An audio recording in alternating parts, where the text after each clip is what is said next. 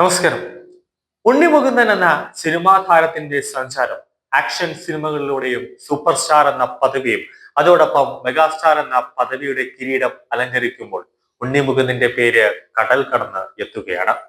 ഒരു അർത്ഥത്തിൽ മാളികപ്പുറം എന്ന സിനിമയിലൂടെ BJP-യുടെയും RSS എന്ന സംഘടനയുടെയും മലയാളികളുടെ മനസ്സിൽ ഒരു കണ്ണിലുണ്ണിയായി ഉണ്ണി മുകുന്ദൻ മാറി. വരുന്ന നിയമസഭാ തെരഞ്ഞെടുപ്പിൽ ഉണ്ണി മുകുന്ദൻ മത്സരിക്കുമോ എന്ന് അറിയില്ല. കൂടാതെ ഉണ്ണിമുകുന്ദനെ സുരേഷ് ഗോപിയെ പോലെ BJP-യിൽ വരുന്നു എന്നൊരു രാഷ്ട്രീയ നീക്കമുണ്ട്. അത് തള്ളിക്കളയാൻ കഴിയുകയില്ല. കാരണം രാഷ്ട്രീയമാണ്. സൂര്യൻ അസ്തമിച്ച് ഉദിക്കുന്ന സമയത്തിനിടയിൽ എന്തും സംഭവിക്കാവുന്നതാണ് രാഷ്ട്രീയം എന്ന് പറയുന്നത്.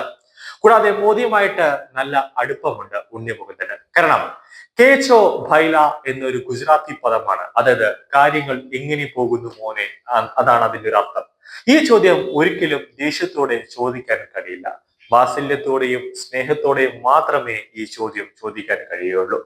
ഈ ചോദ്യം ചോദിച്ചത് ഒരു വ്യക്തിയാണ്. അതായത് 2023 ഏപ്രിൽ 24-ന് എറണാകുളത്ത് വെച്ച യുവാക്കൾക്ക് വേണ്ടി യുവം എന്ന പേരിൽ നടത്തിയ പരിപാടിയിൽ ഇന്ത്യൻ പ്രധാനമന്ത്രി നരേന്ദ്രമോദി ഉണ്ണിമുകുന്ദനോട് ചോദിച്ച ചോദ്യമാണത്. കേം ചോദ്യയില്ല. അതിനുശേഷം ഉണ്ണി മുകുന്ദൻ എറണാകുളത്ത് നരേന്ദ്രമോദിക്ക് വേണ്ടി സുരക്ഷാ ഉദ്യോഗസ്ഥർ ഒരുക്കിയ താമസ സ്ഥലമായ താജ് മലബാർ ഹോട്ടലിൽ വിളിച്ചു വരുത്തി 45 മിനിറ്റോളം അടച്ചിട്ട മുറിയിൽ ഒരു ചർച്ച നടത്തുകയായിരുന്നു. എന്തിനെ അടിസ്ഥാനമാക്കിയാണ് മോദിയും ഉണ്ണി മുകുന്ദനും ചർച്ച നടത്തിയത് എന്നതിനെ കുറിച്ച് ഇതുവരെയായിട്ട് ആരും വെളിപ്പെടുത്തിയിട്ടില്ല, ഉണ്ണി മുകുന്ദൻ പോലും. ഉണ്ണി പറഞ്ഞത് ഇങ്ങനെയാണ്: മോദി പറഞ്ഞു ഗുജറാത്തി ഭാഷയിൽ ഒരു സിനിമ നിർമ്മിക്കണമെന്ന്. അതാണ് മോദി ആവശ്യപ്പെട്ടതെന്നും കൂടാതെ മാളികപ്പുറം സിനിമയെ കുറിച്ചുമൊക്കെ ചോദിച്ചറിഞ്ഞു. ഏതൊക്കെയാണ് ഉണ്ണി മുകുന്ദൻ പറഞ്ഞത്?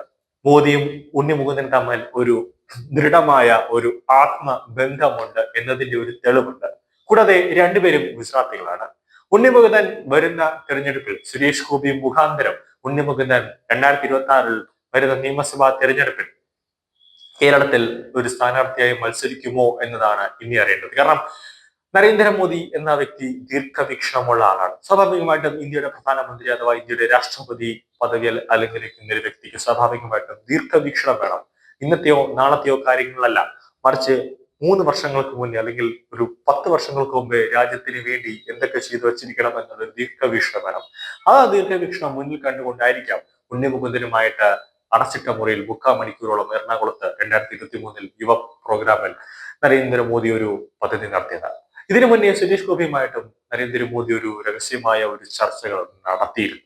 അതുകൊണ്ട് തന്നെ വരുന്ന നിയമസഭാ തെരഞ്ഞെടുപ്പുകളിൽ എന്തും സംഭവിക്കും. ചിലപ്പോൾ ഉണ്ണി മുകുന്ദൻ BJP സ്ഥാനാർത്ഥിയായിട്ട് മാധ്യമങ്ങൾ പ്രഖ്യാപിച്ചാലും ആശ്ചര്യപ്പെടേണ്ട കാര്യമില്ല എന്നതാണ് യാഥാർത്ഥ്യം.